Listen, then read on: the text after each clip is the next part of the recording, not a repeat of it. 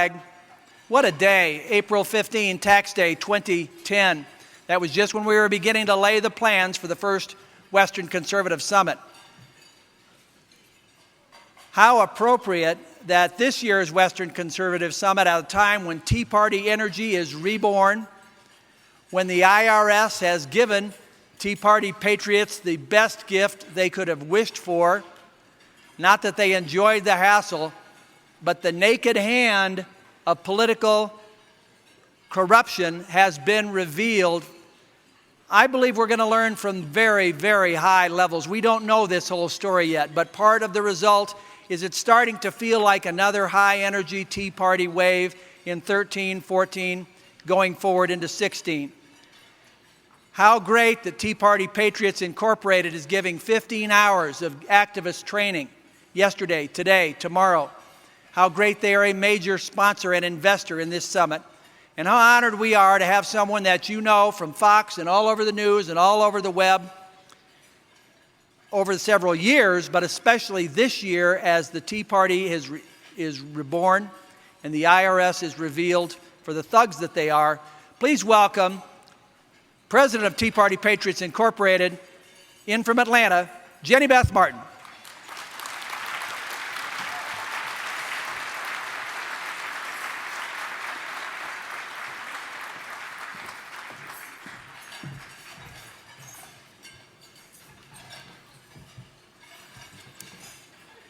Picture this: college students in our country who are free to live their lives, are optimistic and look forward to living the American dream.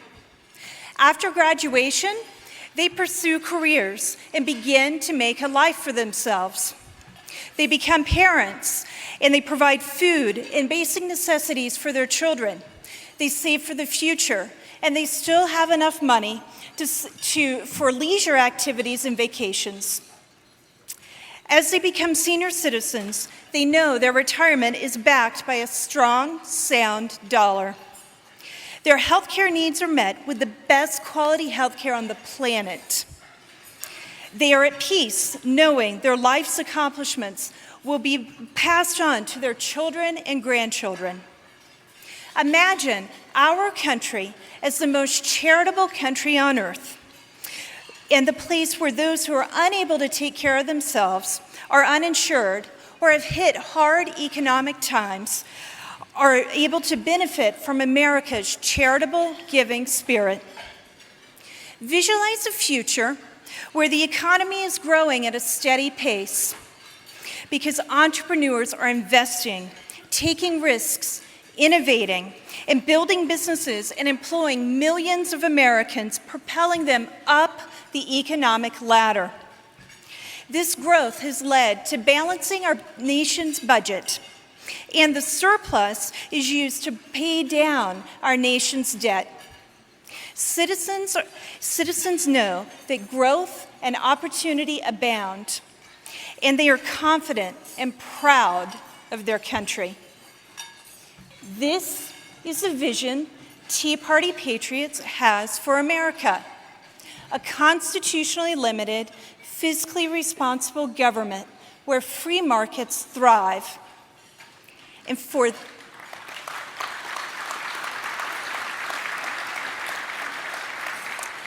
this vision, we have been marginalized, mocked, and maligned by President Obama, Nancy Pelosi, Harry Reid, and by the elite Republican establishment, senators like John McCain and Lindsey Graham, and by the IRS. They are contemptuous of our vision for the future, which is in distinct contrast to the reality today. Elected officials and public servants misguidedly think they can rule over us as if they are our lords and rulers. Reckless disregard for the rights our Constitution protects have led to lack of accountability and severe abuse of power. The IRS, the agency who now admits to targeting groups like mine, who are political enemies of this administration, will enforce Obamacare. The government is amassing untold volumes of data on phone calls, on what we do online, on financial transactions, on every piece of mail sent in this country, and more. And now they plan to have a new data hub to oversee Obamacare. When Obamacare is fully enacted, 8 million people who are currently insured will lose their health insurance. And 30 million people still will not have health insurance. And the IRS reports that the cheapest plan will be $20,000 a year for a family. Instead of addressing our most pressing problems, many of the so-called elected officials or the elected representatives are moving full steam ahead in ways that will contribute to bigger problems and will lead to the full implementation of Obamacare. Senators, including Marco Rubio and Jeff Flake, recently passed yet another 1,187-page bill that will grant amnesty to people who've had 2 forged passports, but not 3, who've been convicted of drunk driving twice, but not 3 times. It has $47 billion of pork in it, and it will incentivize businesses to hire the newly granted provisional status immigrants rather than Americans because of the exemptions that those people will have from Obamacare. Combine that with the other changes employers are making because of Obamacare fees, and we have a real reason to be concerned that the college student today will ever be able to achieve the American dream. The contrast is clear. Is this what you want for America? Do you want representatives who will abuse power while Americans suffer? Who will expand government bureaucracy at the cost of decreased freedom and opportunities for Americans? Or do you foresee a better future? Do you want fighters who will stand on principle defending freedom? Our Constitution is worth fighting for because freedom is worth fighting for.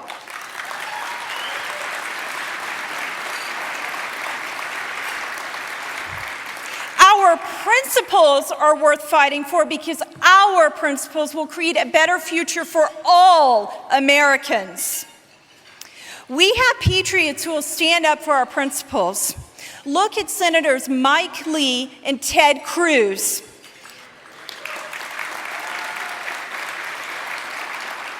They've been leading the charge to halt this amnesty bill, and now they're leading the charge to defund Obamacare and prevent this disastrous train wreck from destroying our healthcare system and our very way of life.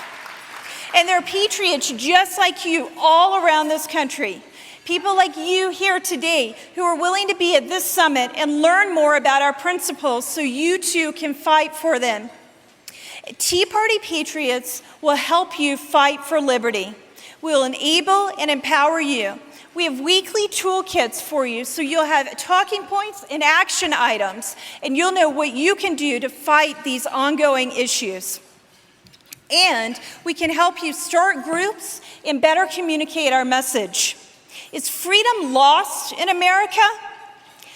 Each time we stand up and speak up for our principles, showing America our vision, freedom survives and strengthens. Liberty will endure and our country will flourish. Freedom's new day is now, and the future we envision will become reality.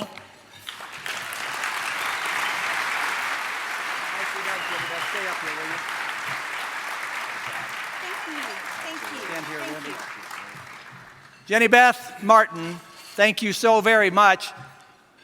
Think about it. Mia Love, Mary Catherine Ham, K.T. McFarland, and now Jenny Beth Martin. There has been no bigger lie of the left in the last year than the so-called phony, non-existent war on women.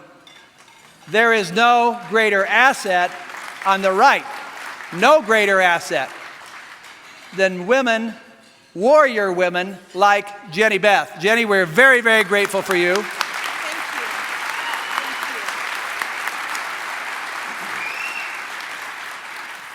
you. With me is Randy Corcoran, the founder and head of the Arapahoe County Tea Party, and there are 30 Tea Party leaders I could have called up. I saw Randy sitting in the front row and asked him to come up because I want you to see not just the face of the national Tea Party movement, but the face of local grassroots Tea Parties in Colorado.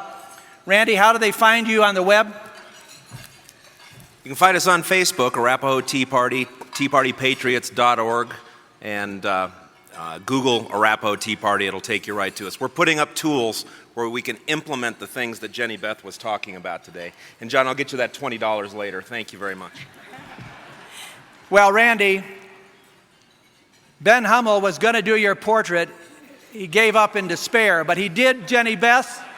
Here this is for your art gallery, Jenny. We love you, we're grateful for you, and we are on your team. Thank you. Thank you very much.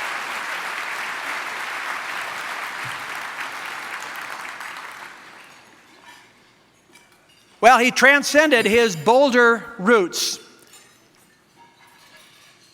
He got a law degree at the University of Virginia. He was not captured by that Eastern establishment. He came back to his native Colorado. And for the past 7 years, he served with great distinction as the Solicitor General in Colorado's Department of Law under today's Attorney General, John Suthers. What's the Solicitor General?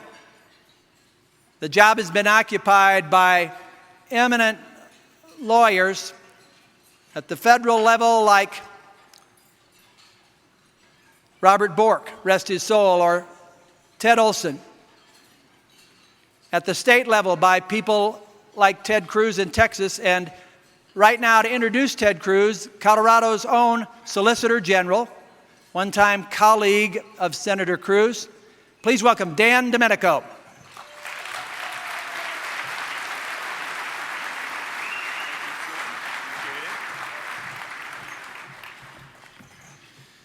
With the mark he's already made on the United States Senate and on Washington and on the country as a whole, it seems hard to believe that Ted has been a senator only since January. While President Obama and Harry Reid certainly must be wondering what hit them, those of us who've known Senator Cruz for a while are not surprised. He's been one of the country's leading fighters for constitutional conservative principles for years. Ted's story is the American story. He's the son of a refugee from Cuban prison and torture who came here without a penny and without a word of the English language, saved money from his job washing dishes to pay his way through college and start a small business.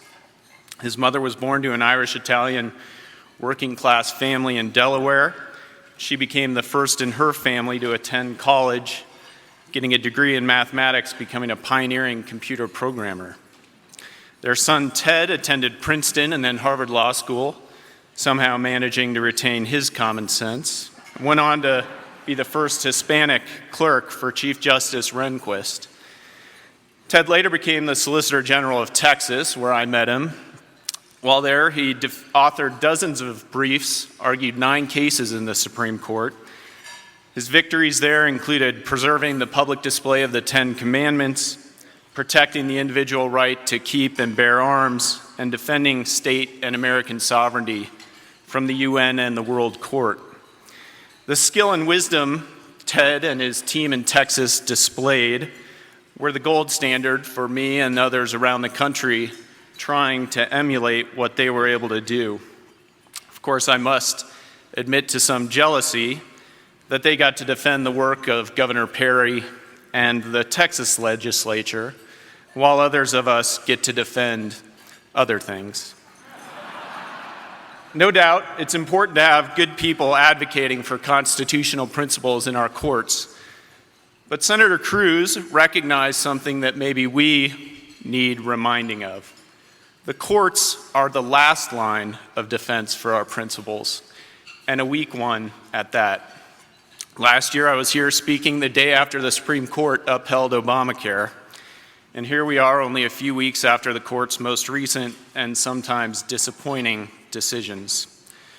Our reverence for the Constitution and the founders perhaps leads us to put too much faith in what they did, too much willingness to sit back and wait for the Constitution to save us, if you will. Ted's realized we can't do that anymore if we ever could. We instead have to step forward to save the Constitution. Like our own Senator Bill Armstrong back in the dark days of the 1970s, that's what Senator Cruz has done.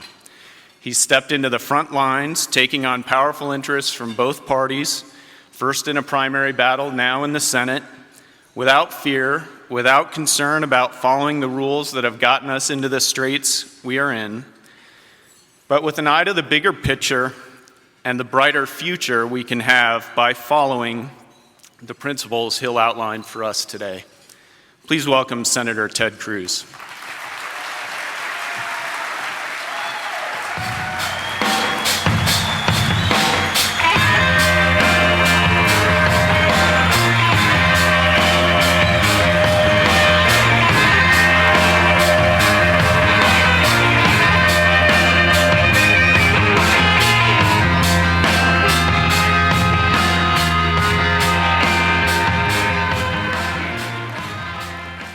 Thank you so very, very much. It is terrific to be back with so many friends, so many strong conservatives here in the great state of Colorado.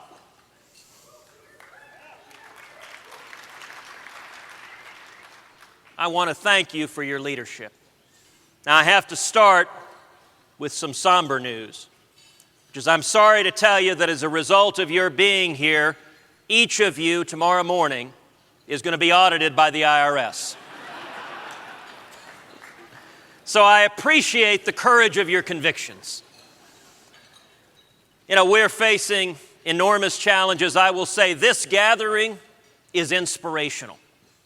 This gathering, I mean, what a tremendous slate of speakers you've had, from Scott Walker to Mike Huckabee to Alan West. You know, I'm reminded of a time I was on an airplane and I was paged, or a page came over the loudspeaker asking for Tom Cruise. And somewhat sheepishly, I came to the front of the plane and I said, I think maybe, possibly, you might be looking for me. You have never seen so many disappointed flight attendants. So I will say I am humbled to be in the gathering of the terrific leaders here, people like my friend Jenny Beth Martin, and I am even more humbled to be in a gathering of men and women in this room, in Satellite by Arizona, online, and all across the country who are standing up to take this country back. You know, we're witnessing something extraordinary. And I want to talk briefly about the past, the present, and the future, because what we're seeing is a paradigm shift. We are seeing a paradigm shift for how we're going to take this country back, how we're going to restore freedom. And I'll cut to the quick. The answer is empowering the grassroots, the men and women across America, to stand up and bring us back to our founding principles.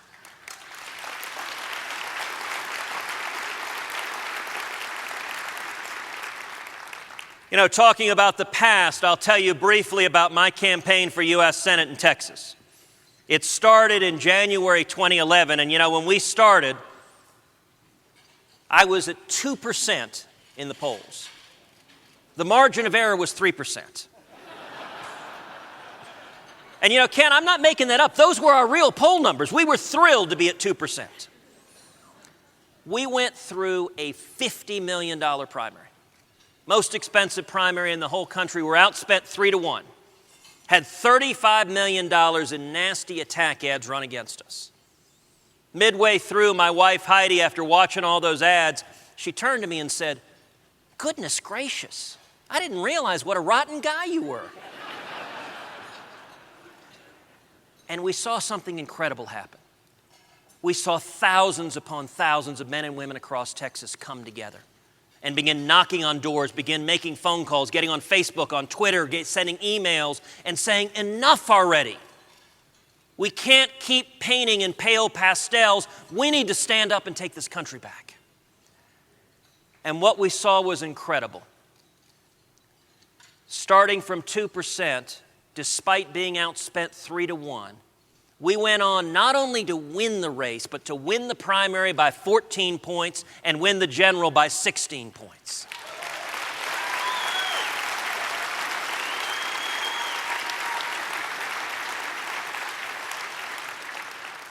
What a tremendous testament to the power of the grassroots. You know, throughout the campaign, the pundits all said in that Senate race, there was no way I could win. And I traveled the state of Texas saying, you know what, they're absolutely right. I can't win. It is beyond my capacity. But you can. The only way we will win is if conservatives come together and demand something new. And so that leads to the present. How do we turn things around? Because that paradigm shift is playing out right now in the U.S. Senate, and I believe it will play out in the future for how we turn this country around. There are two things we need to do, I believe, to restore this nation. Number one, stand for principle. And number two, champion growth and opportunity.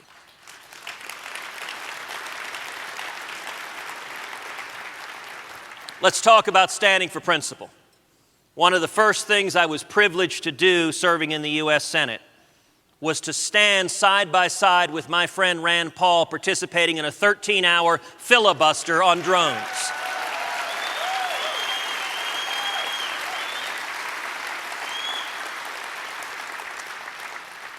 Now, you know, when that started, at 11:47, Rand went to the Senate floor. And many of my colleagues viewed what he was doing as strange, curious, if not quixotic. The first two to show up and support Rand were Mike Lee and I, both of whom came very shortly thereafter to back him up. And what happened over the next several hours was incredible. The American people became fixated by C-SPAN. A phrase that does not occur naturally in the English language. My apologies to our friends from C-SPAN who are with us today. Thousands upon thousands of Americans began going online, began tweeting, began standing up and saying, yes, we need to protect our liberty. And it was incredible as the American people got motivated. You saw one senator after another start coming to the floor. Their staff were running in saying, well, you know, I don't know, but the Tweety thing says you got to go out there. By the end of the night, we had over 20 House members on the floor of the Senate. I didn't know that they knew where the Senate floor was. And because the American people got engaged, we saw something incredible. Two things happened. Number one, in 24 hours, public opinion polls on drones moved 50 points.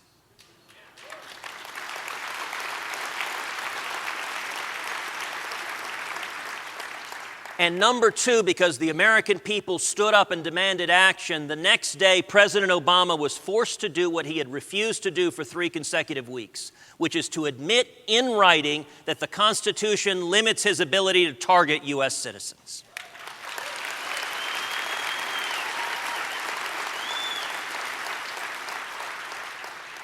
That was a tremendous victory for the grassroots.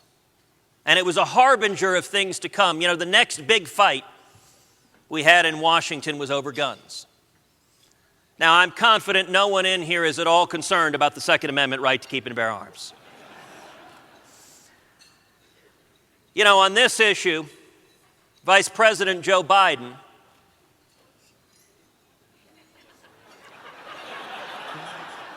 and the nice thing is you don't need a punchline.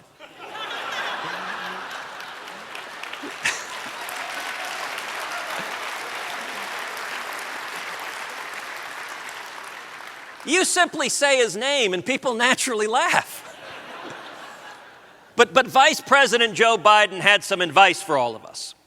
He said, if somebody is attacking your home, Just go outside with a double-barreled shotgun and fire both barrels in the air, which is very, very good advice if it so happens you're being attacked by a flock of geese.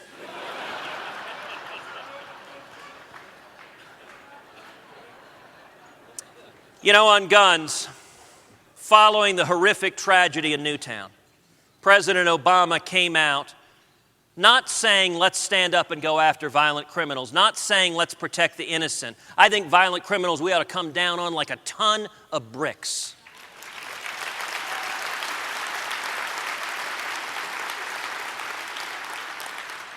But instead, the president said we're going to use this as an excuse to go after the constitutional rights of law-abiding citizens. And I got to tell you, in Washington, the momentum was entirely with the president on this. The conventional wisdom was this was unstoppable. And I'll tell you, 3 senators, Rand Paul, Mike Lee, and myself, we signed a very, very simple and short note to Harry Reid that said we will filibuster any legislation that undermines the Second Amendment right to keep and bear arms.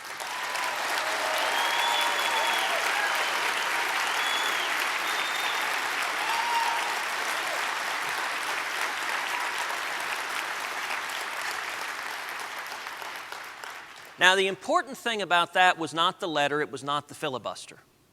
It was that doing so slowed things down and focused attention on those who were going along with this agenda to strip our constitutional rights. And what happened in the next several weeks is the American people engaged. What happened in the next several weeks is each of you began getting on the phone, calling your senators, speaking out, saying, hey, these guys are fighting for the Second Amendment. What's wrong with you? And that is powerful. It is powerful when an elected representative starts getting thousands upon thousands of calls from his or her constituents saying, stand up and defend our constitutional rights. The American people lit up the phone, stood together, and we saw one senator after another come back. And when Joe Biden came to the floor of the Senate, prepared to gavel in historic gun control legislation, every single proposal of President Obama's that would have undermined the Second Amendment was voted down on the floor of the Senate.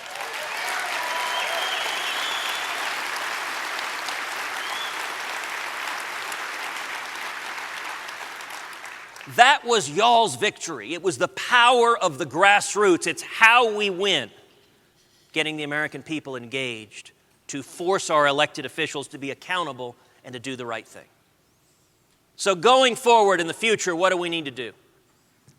And I would suggest one very simple thing. We need to champion growth and opportunity.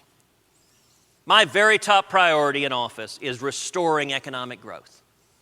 Growth is foundational to every other challenge we've got, whether it's turning around unemployment, whether it's reining in our national debt, whether it is maintaining the strongest military in the world to protect our national security.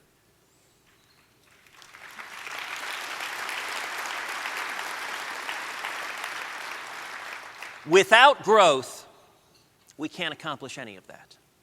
And with growth, each of those will be accomplished. The last 4 years, our economy has grown, on average, 0.9% a year. To put that in perspective, the last period of 4 consecutive years of less than 1% average growth in the economy was 1979 to 1982. It was coming out of the Jimmy Carter administration. It was the same failed economic policies, out of control spending and taxes and regulations, and it produced the exact same stagnation. In my view, restoring growth should be the top priority for every elected official, Republican or Democrat. And how do we do that? Well, there are 3 sub-priorities that I think are critical to restoring growth. Number 1, reining in the out-of-control spending and unsustainable debt in Washington.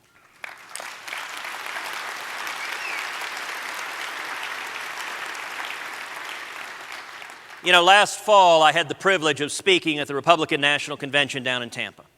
And I talked about the national debt. I talked about our 2 little girls, Caroline and Catherine.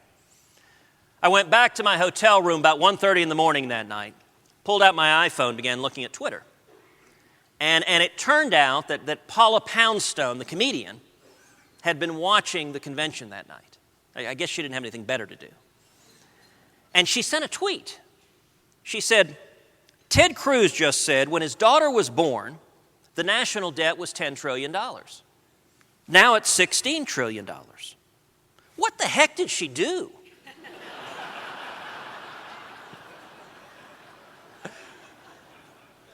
Heidi and I laughed so hard we almost fell out of bed. But you know what? Our daughter Caroline is 5. In her short life, our national debt has grown over 60%. What we're doing right now, I think, is fundamentally immoral. You know what?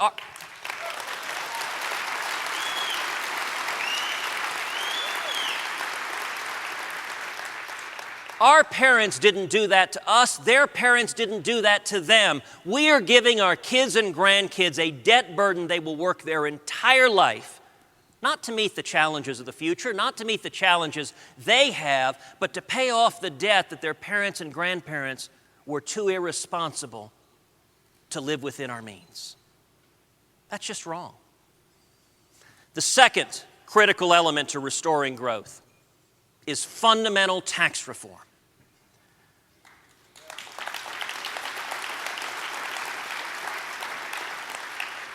Every year, we spend roughly $500 billion on tax compliance.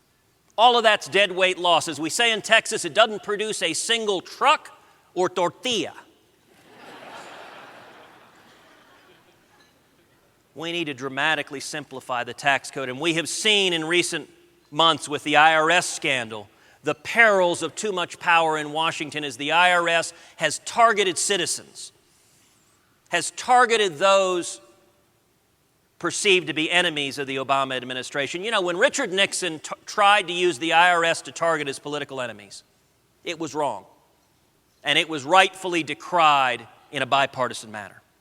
When the Obama administration did the same thing, it was every bit as wrong. You know, we've heard reports of the IRS asking citizen groups, tell us the content, tell us what books you're reading. Prepare a book report on the books you're reading. Another group was asked, tell us the content of your prayers.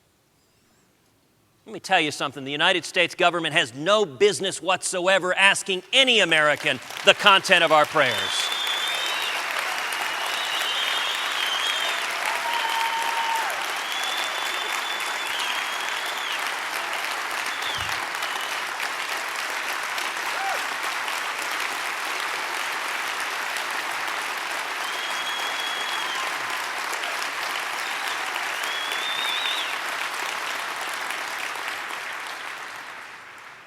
Now, that was an abuse of power, and we need to investigate it. We need to get to the bottom of it. We need to learn the truth.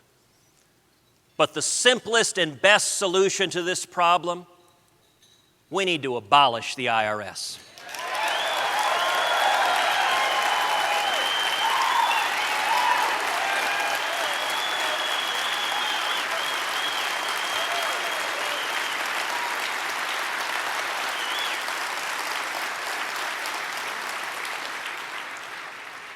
Now listen, that's not going to be easy. In Washington, there are an army of lobbyists on K Street who make their living getting exemptions from the IRS tax code. There are more words in the tax code than there are in the Bible. Not a one of them is as good. How many of y'all know the shortest scripture in the Bible? It's been a whole lot of weeping because of the IRS. The only way we will succeed in abolishing the IRS is if we follow the same model we were talking about before. If Americans come together in overwhelming numbers and demand of our elected officials, enough already, stop listening to the established powers in both parties, start listening to the American people.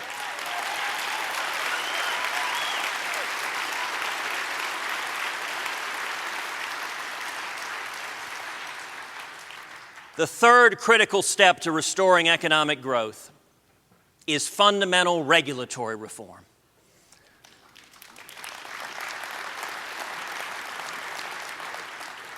You know, in the last 5 years, regulators from Washington have descended on small business and entrepreneurs like locusts. Only problem is, unlike the locusts, you can't use pesticide against the regulators. We need to unleash small businesses, entrepreneurs, free Americans to achieve the American dream.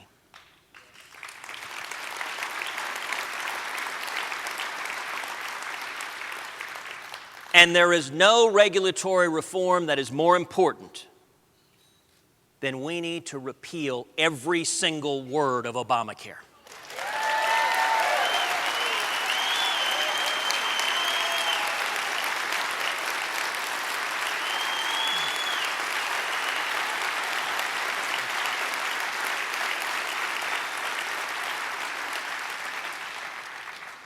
Now, I'm going to be honest with you. I am here asking for your help. Because we have a moment in time, and I think our last and best moment in time, to actually defeat Obamacare.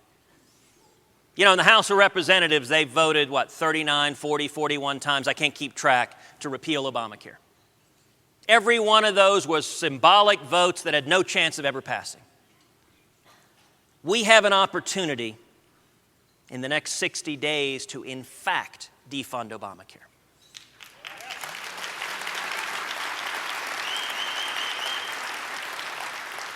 Let me explain why. On September 30th, the continuing resolution that funds the federal government expires.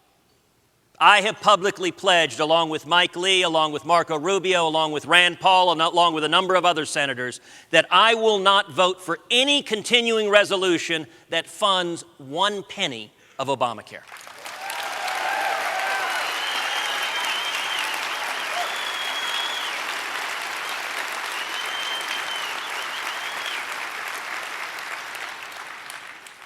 Now, this is a fight I believe we can win.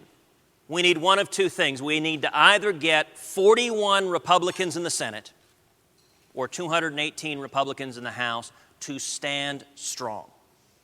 Now, how would this play out? The House of Representatives would pass a continuing resolution that funds the entire federal government except for Obamacare, and it would explicitly prohibit spending federal dollars on Obamacare. Now, we know what would happen next. We've seen this play before. Harry Reid and Barack Obama would scream that the evil, mean, nasty Republicans are trying to shut down the federal government. And that's where we need to come back and say, we have funded the federal government. Why is Barack Obama threatening to shut down the entire federal government in order to force Obamacare on the American people?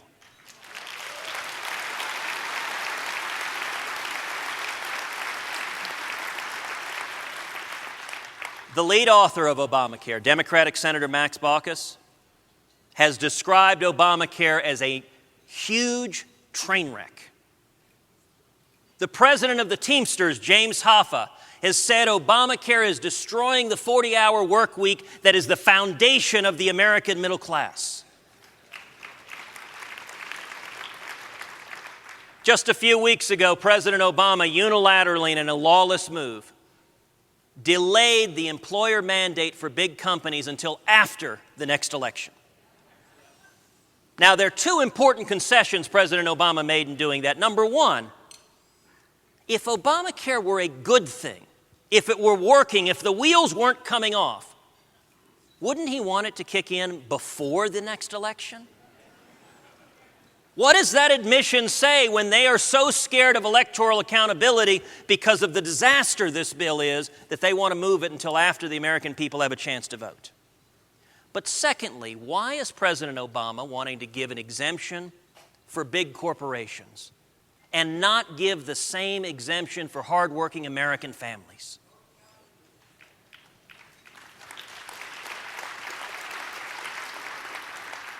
Now, the reason we need your help is right now we don't have the votes. Right now we're not even close. A lot of Republicans in Washington are terrified of doing this. They're terrified of the media criticizing them, of the Democrats criticizing them, of being blamed for threatening a shutdown. But let me tell you, on January 1, the exchanges kick in, and the subsidies kick in. Once those kick in, it's going to prove almost impossible to undo Obamacare. The administration's plan is very simple: get everyone addicted to the sugar so that Obamacare remains a permanent feature of our society. There's only one way we're going to get 41 Republicans in the Senate or 218 Republicans in the House to do this, which is if they hear from the American people in overwhelming numbers. Now, just today, a national petition was launched. I'm going to ask each of you to write this down. Don'tFundIt.com.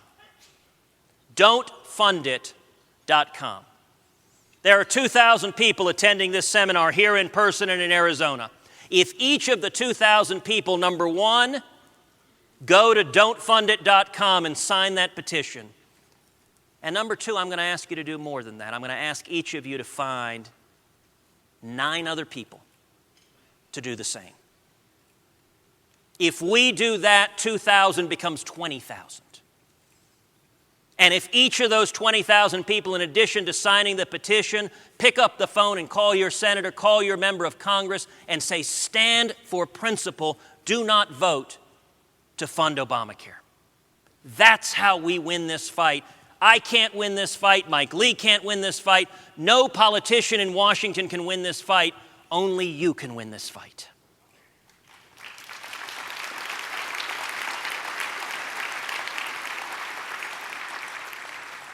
And why does growth matter so much?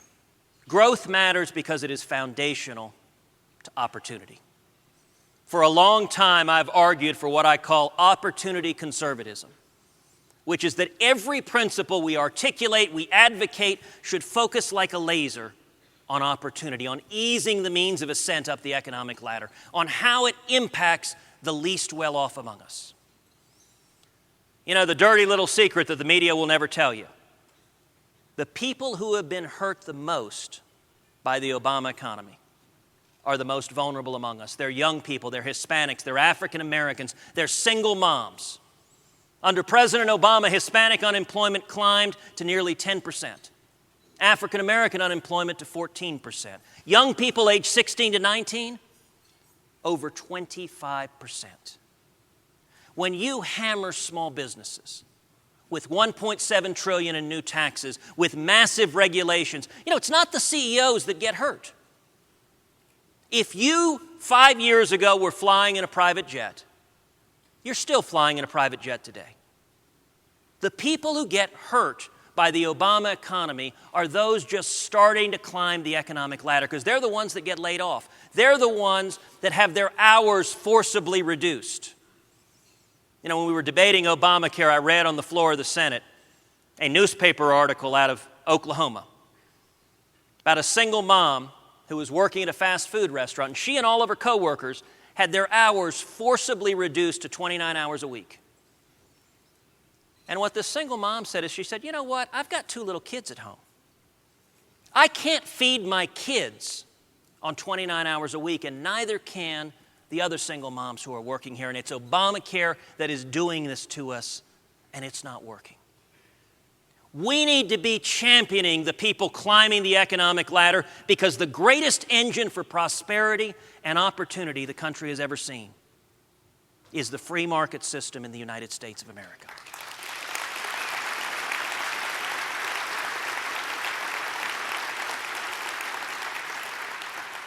I am working every day to try to help carry that free market message, to try to help win the argument. I'm going to ask each of you to do a second thing. How many of you have cell phones on you? And I ask you to take out your cell phone and text the word growth to 33733. Let me say that again. Text the word growth to 33733. We are working to try to build a conservative army all across this country that will stand up and fight to bring us back to our free market principles, bring us back to our constitutional liberties. And the only way we can do it is if we bring together millions of conservatives across this country. In my life, just like with each of you, freedom is not some abstract academic concept. It's something, Helen, we know in our own lives. We know in our family experiences. In my life, my dad was born in Cuba. He was imprisoned and tortured as a kid, beaten almost to death. And he fled Cuba in 1957, fleeing the Batista regime. He came to Texas. He was 18, couldn't speak a word of English. Had nothing but $100 sewn into his underwear. John, I actually don't advise carrying money in your underwear. He washed dishes making 50 cents an hour to pay his way through the University of Texas. He went on to start a small business, to work towards the American dream. Today he's a pastor in Dallas.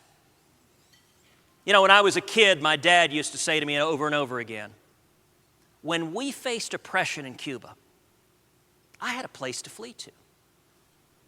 If we lose our freedom here, where do we go? And there is no place to go. That's why each of you are here. That's why you're not off with your families relaxing. You're here because you're standing up to say, we will not let go of this mighty nation. My dad has been my hero my whole life, but what I find so inspirational is how commonplace his story is. Every one of us has a story just like that. We are all the children of those who risked everything for freedom. And I will tell you in closing, I am so inspired to be with you today because we're fighting to hold on to that incredible legacy, the legacy our parents and their parents before them gave to us.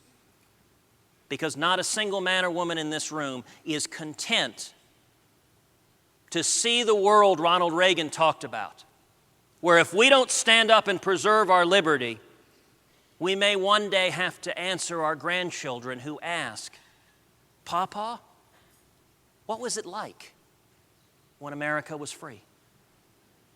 That's why we're here, because we're not willing to answer that question. We are not willing to go quietly into the night.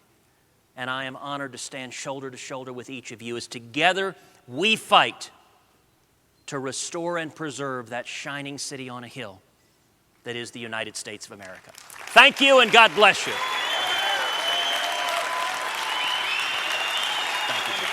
Thank you so much.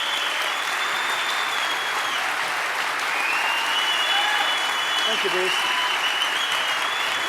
Thank you very much. Senator Ted Cruz, the man of the hour, Senator Ted Cruz.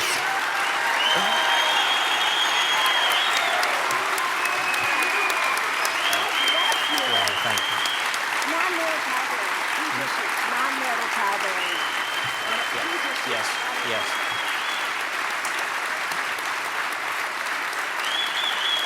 Senator, that was wonderful. Thank you so much. Wow. What a highlight. Scottsdale, Arizona Western Conservative Summit thanks you, and Western Conservative Summit right here in Denver. Thank you with all our hearts. I wouldn't ordinarily get this personal in paying tribute to one of our guest speakers at the summit, but Senator, you started it when you suggested what I should and shouldn't stick in my boxer shorts, so here goes.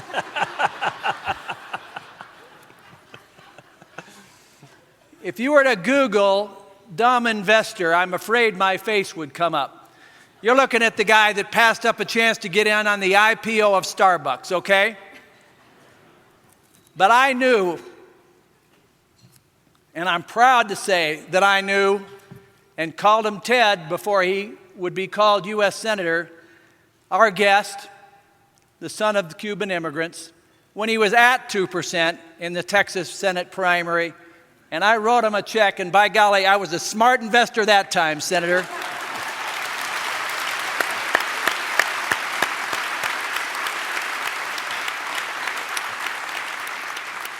And if you want to invest in a growth stock, figuratively or even with your dollars literally, I just suggest that you buy into what we call Ted Cruz futures. Now, we always have to prick each other's bubble in politics lest we just get too elevated. And so, Senator, as you head home, in case you were ever to think of yourself as Tom Cruise, There's no danger of that. we want you to instead remember that you are You are the man on horseback. You are the Texan on horseback riding to clean up the mess in Washington, D.C. We love you very much. Thank you, John.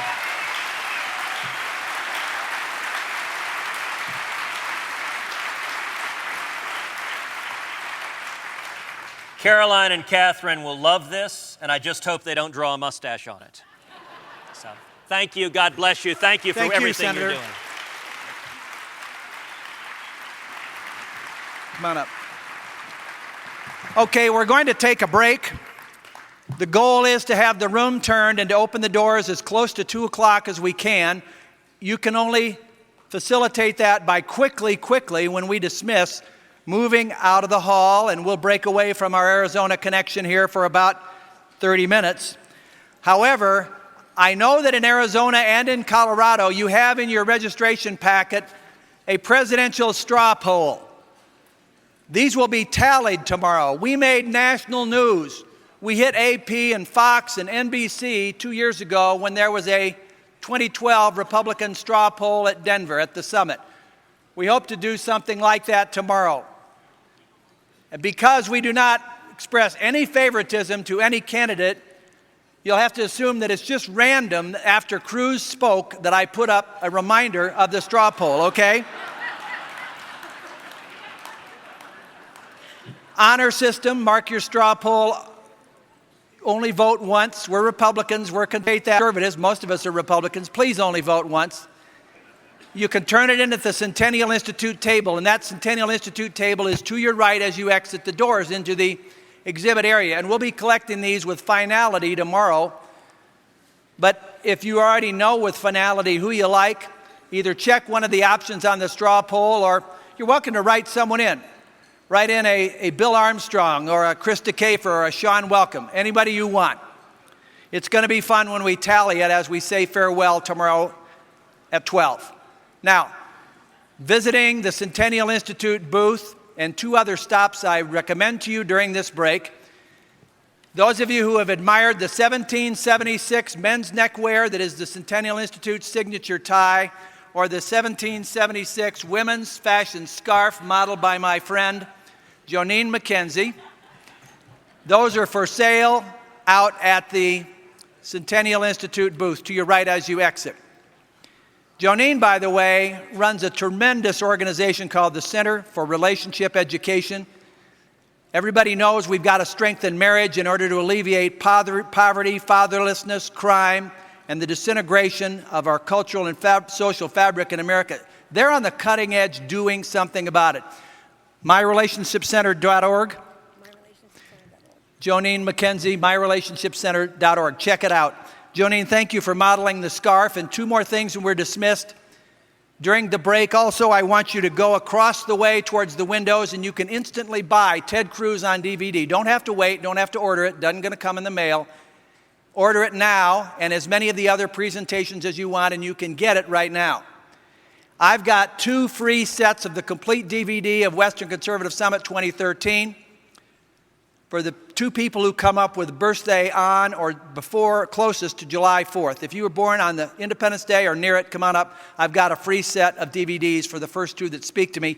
Finally, stop in at the Alone Yet Not Alone movie booth to your left as you exit the doors. We are dismissed for 30 minutes. Thank you.